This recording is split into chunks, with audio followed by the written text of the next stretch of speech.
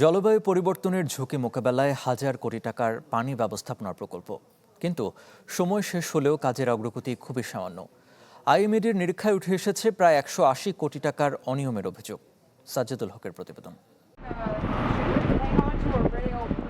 বিশ্বজুড়ে বাড়ছে তাপমাত্রা, গলছে মেরু অঞ্চলের বরফ, যার ফলে বাড়ছে সমুদ্রপৃষ্ঠের উচ্চতা। জলবায়ু পরিবর্তনের এই চ্যালেঞ্জ মোকাবিলায় অন্যান্য দেশের মতো প্রস্তুতি নিচ্ছে বাংলাদেশও। পানি সম্পদ মন্ত্রণালয়ের climate smart and water management প্রকল্প বাস্তবায়ন করছে পানি উন্নয়ন বোর্ড। লক্ষ্য ৮ বিভাগের ১৭ জেলার ২৮ উপজেলায় নদী ভাঙন রোধ, সেচ নির্ভর কৃষি ও মৎস্য খাতে জলবায়ু সহনশীলতা বৃদ্ধির সাথে উৎপাদনশীলতার উন্নয়ন। এতে ব্যয় ধরা হয় ১,১৮৩ কোটি টাকা, যাতে বিশ্বব্যাংকের ঋণ ৮৫০ কোটি, বাকি ৩৩৩ কোটি টাকা সরকারের যোগান। তথ্য বলছে প্রকল্পের মেয়াদ শেষ হয় চলতি বছরের জুনে, অথচ ৪.৫ বছরে কাজ হয়েছে মাত্র ২৮.৫৬%। কাজ শেষ করতে প্রস্তাব করা হয় আরও ২ বছর সময়ের। তবে কাজ যা হয়েছে সেখানেও রয়েছে ঢের অনিয়ম, দুর্নীতির অভিযোগ। প্রকল্প দেখভাল করার সরকারি প্রতিষ্ঠান আইএমইডির নিরীক্ষা বলছে ১৪টি নিরীক্ষায় অনিয়ম পাওয়া গেছে প্রায় ১৮০ কোটি টাকার। নদীর যে দক্ষিণ পাড়টা ওইটা কিন্তু পুরোপুরি কমপ্লিট করিনি। তারপরেও সাধারণ যে পানি টানি বেরোবে বাড়ির যে নদীর যে বৃষ্টিটা বেরোবে যে পানিটা, ওইটা কিন্তু বেরোনোর কোনো ব্যবস্থা করিনি। যখনই বর্ষা হয়েছে তখন ভাঙা শুরু হয়ে গেছে। কারণ 2 পাড়ে মাটিতে সমান করে দিয়ে গাছ গাছে লাগাই দিলি তাহলে নদী সুন্দর হইত। ইতিমধ্যেই যে নদী কাটা হয়েছিল সেটা ভরাট হয়ে গেছে, এবং যে বাঁধ দেওয়া হয়েছিল বাঁধও পরিপূর্ণভাবে অপসারণ করা হয়নি। ফলে এখন এই যে উদ্ভূত পরিস্থিতি, এর জন্য পানি উন্নয়ন বোর্ডের দায়িত্বহীনতা প্রধানত দায়ী। পানি উন্নয়ন বোর্ডের কর্মকর্তারা যদি দুর্নীতি করে থাকে তাহলে তো গর্বিত হওয়ার কিছু নেই, লজ্জা পাচ্ছি আমি।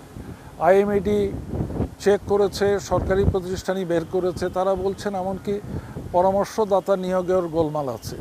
একটা প্রজেক্টের সাকসেস ডিপেন্ড করে কনসালটেন্টদের কোয়ালিটির উপরে, নির্মাণ কাজের কোয়ালিটির উপরে, তদারকির উপরে।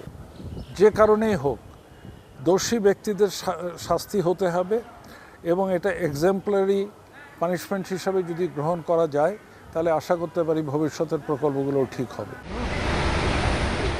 প্রতিবেদন বলছে গুণগত মান নিশ্চিত করা হয়নি নদী তীর সংরক্ষণে ব্যবহৃত জিওব্যাগ ও কংক্রিট ব্লকের।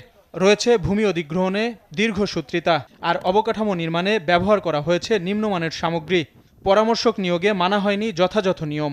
নির্ধারিত সময়ের মধ্যে নির্ধারিত মানে কাজ দেবে, এইটা কাজ বুঝিয়ে নেওয়ার ক্ষেত্রে যাদের দায়িত্ব ছিল, যে সমস্ত জেলাগুলোতে বা উপজেলাগুলোতে পানি উন্নয়ন বোর্ডের কর্মকর্তা যারা ছিলেন দায়িত্বপ্রাপ্ত, তাদের এইটা তো টাইম টু টাইম ভিজিট করবার কথা ছিল, যে গুণগত মান ঠিক রেখে কাজ হচ্ছে কিনা। পানি উন্নয়ন বোর্ডের কর্তৃপক্ষের যারা ছিলেন এলাকায়, তাদের দায়িত্ব ছিল এটাকে নজরদারি করা এবং কন্ট্রাক্টরের কাছ থেকে কাজটা ঠিক মতো করে আদায় করে নেওয়া। সেই ক্ষেত্রে দেখা যাচ্ছে ব্যর্থতা হয়নি। সেখানে নিম্নমানের ম্যাটেরিয়ালস ব্যবহার করা হয়েছে, সময় নির্ধারিত সময়ের ভিতরে পুরো কাজ শেষ হয়নি। বিশেষজ্ঞরা বলছেন প্রকল্পের সময় ও ব্যয় বৃদ্ধি শুধু আর্থিক ক্ষতিই নয়, বাড়বে বৈদেশিক ঋণের বোঝাও।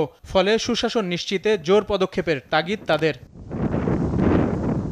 সাজ্জাদুল হক, চ্যানেল 24, ঢাকা।